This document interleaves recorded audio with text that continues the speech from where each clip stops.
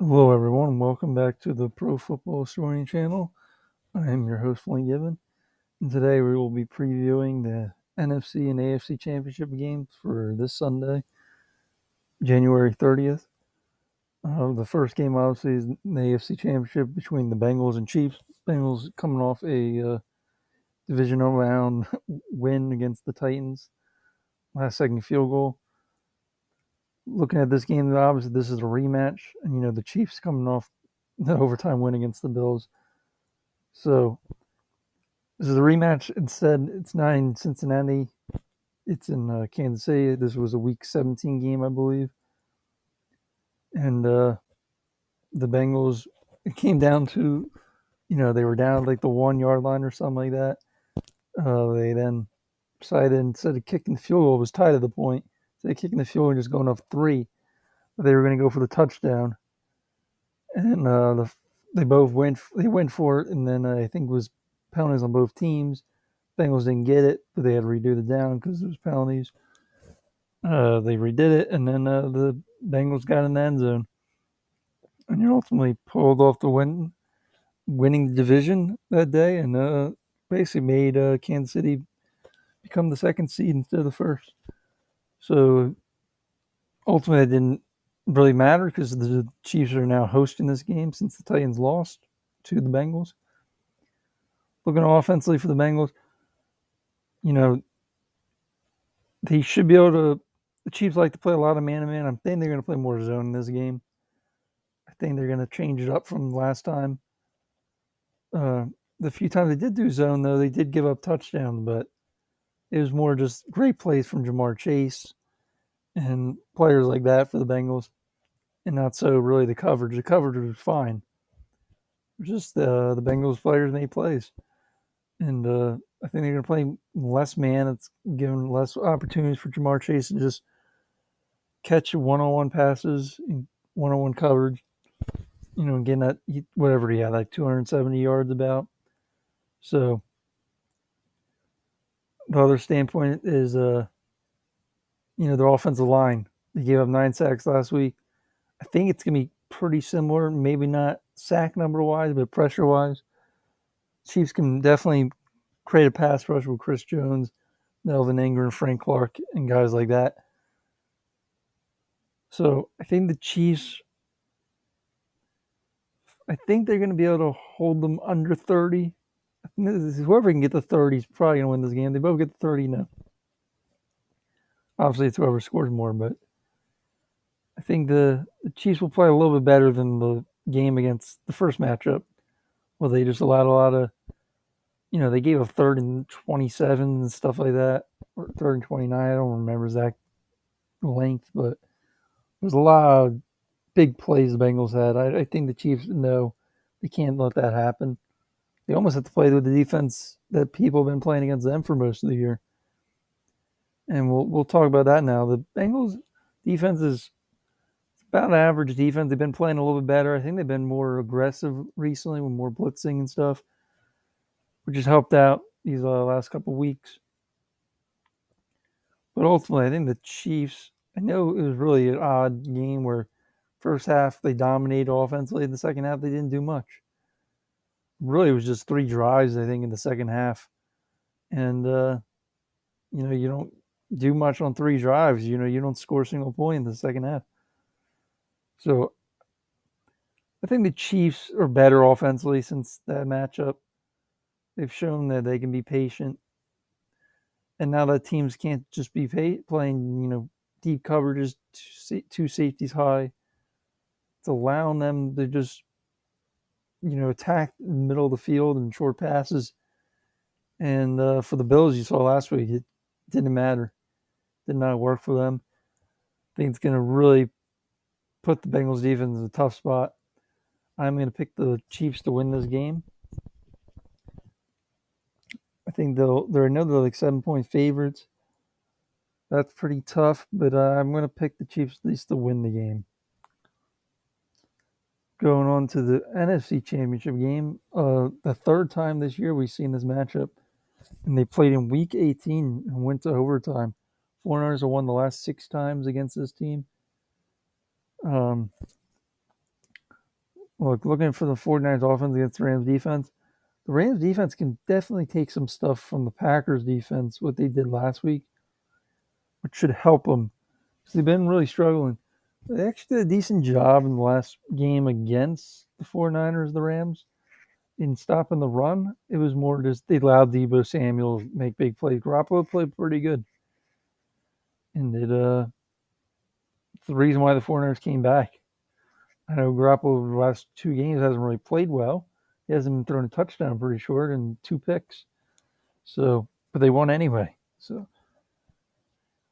and from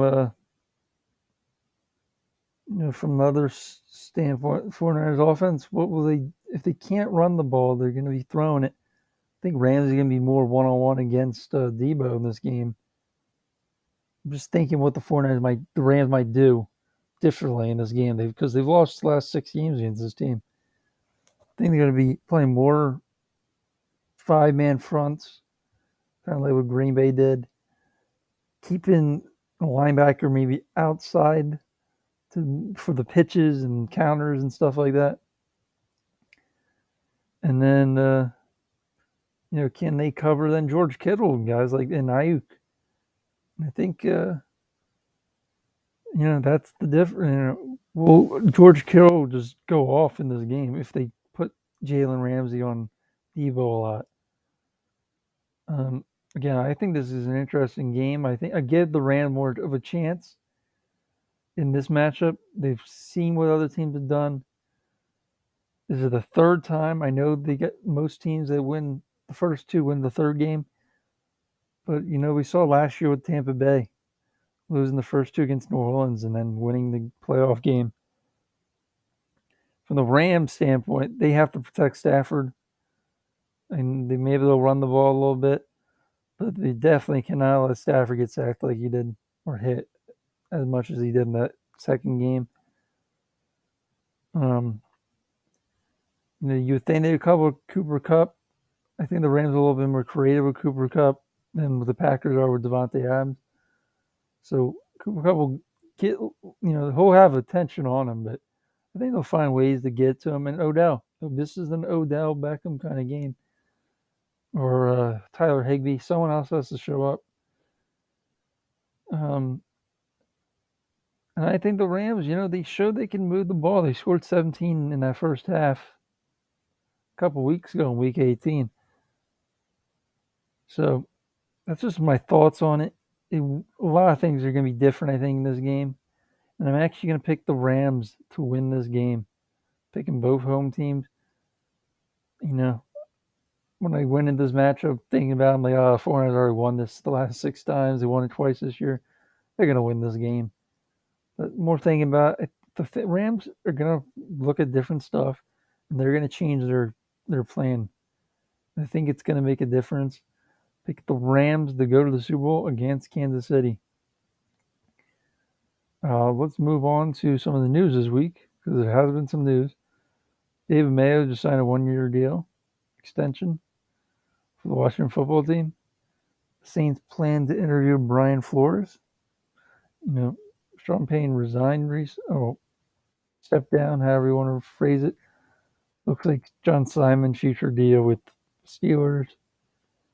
Ravens hire Mike McDonald as defensive coordinator.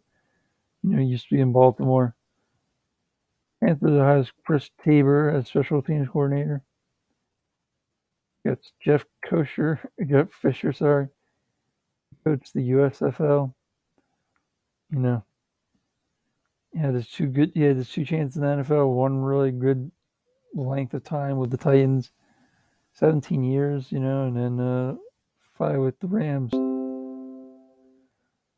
The Rams didn't really go too well. It wasn't awful, but it wasn't great. And then it ended ultimately with the rookie year of Jared Goff. More future contract. Eflin was with the Packers most of the year. Don't really see anything big there.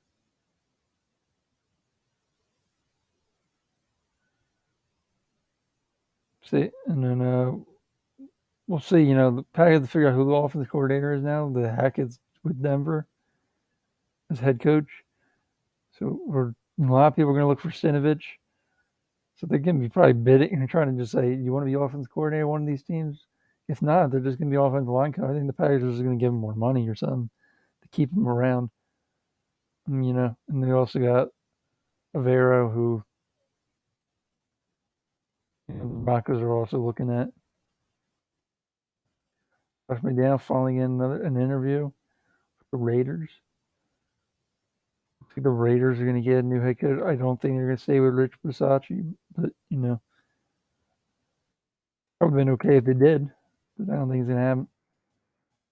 Their interview with Brian Dable, Mike McDaniel, and Kellen Moore, the Dolphins. Some of these GMs just got hired, so this I'm assuming is just a money issue right now. Why this is not official? Don't know why it's such a big. Look, Jags, you already there's been so much problem with the organization the last couple of years. Like, you think you can just pay the head coach a little bit more than probably you want. It's their organization. Shao Kahn can do whatever he wants. Fangio actually getting an interview. I doubt he gets a second chance. I didn't really feel like he necessarily he had a quarterback issue and he just never could resolve it really. And Quinn has remained Dallas Cowboys defensive coordinator. We got Matt Eberflus as the Bears head coach. Ben Roethlisberger, who Fisher retired yesterday. Again, Nathaniel Hackett, head coach of the Denver Broncos. And then this is just probably like if the agent just getting news out. He was close to, I think, going there last year. I know Baltimore's in the mix as well. Who knows? Depends money wise. Depends what the teams are looking for. I doubt he stays in Pittsburgh, but also I don't know if I see him going to Kansas City.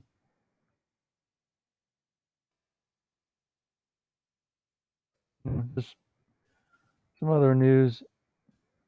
And then, Anthony Levine retiring as a Baltimore Raven. 10 seasons. Again, thanks for watching. Hopefully this was insightful, the news I posted. Also, how these games might go on Sunday. Again, thanks for watching. Goodbye.